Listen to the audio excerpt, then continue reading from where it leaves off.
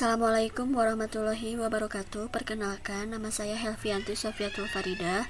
Saya dari Fakultas Tarbiyah dan Keguruan dari Prodi PG PAUD. Di sini saya akan mempresentasikan artikel saya yang berjudul Implementasi Tari Kreasi dalam Meningkatkan Motorik Kasar pada Anak Usia 4-5 tahun.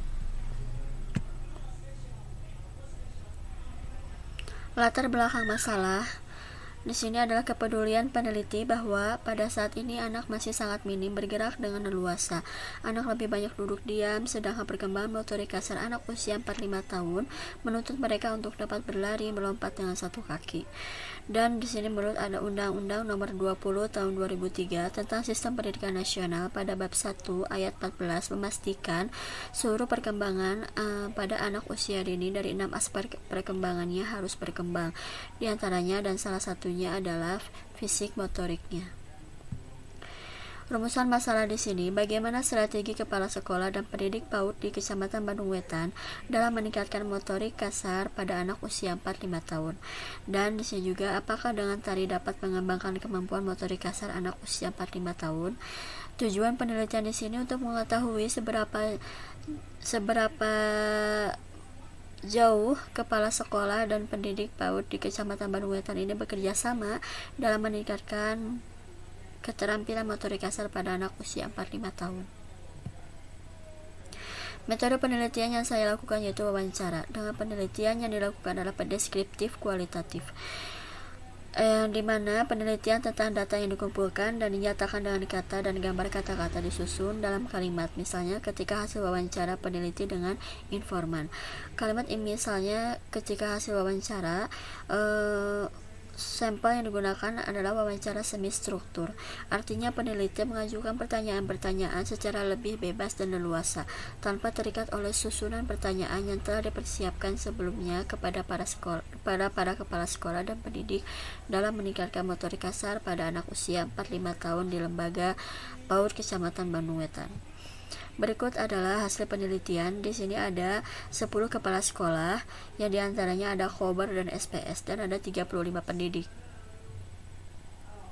Sesuai dengan hasil penelitian yang saya lakukan pada tanggal 30 Juni 2020 kepada para sekolah dan pendidik, dari 45 responden, yaitu 10 kepala sekolah dan 35 pendidik, menyatakan 70% menjawab iya bahwa dengan mengembangkan kemampuan motorik kasar anak usia 4-5 tahun ini dapat digunakan dengan kegiatan tari.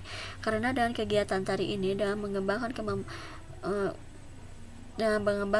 kegiatan tari ini, anak merasa percaya diri dan tidak bergantung pada orang tua atau pendidik saat mengikuti kegiatan tari.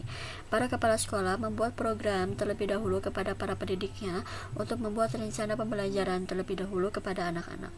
Para pendidik lalu membuat rencana pembelajaran tersebut, diantaranya ada perencanaan, pelaksanaan, dan evaluasi.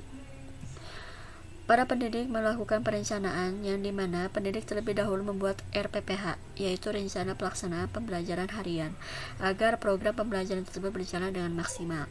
Dan di sini ada pelaksanaan. Pendidik mencontohkan terlebih dahulu gerakannya, memadukan ketukan dengan ragam gerak tari. Dan di sini pun ada evaluasi, di mana pendidik memperlakukan anak dengan sama tanpa membandingkan kemampuan satu anak di depan anak lainnya. Mengajarkan anak dengan sabar karena setiap anak itu memiliki jangka waktu sendiri dalam menguasai suatu gerakan.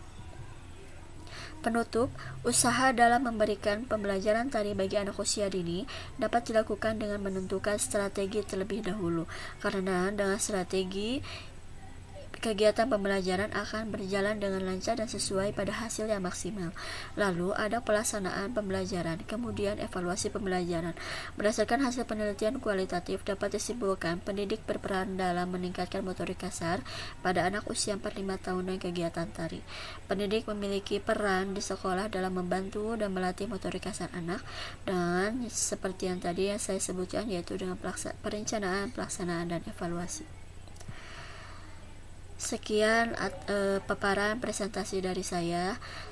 Mohon maaf apabila ada kesalahan. Wassalamualaikum warahmatullahi wabarakatuh.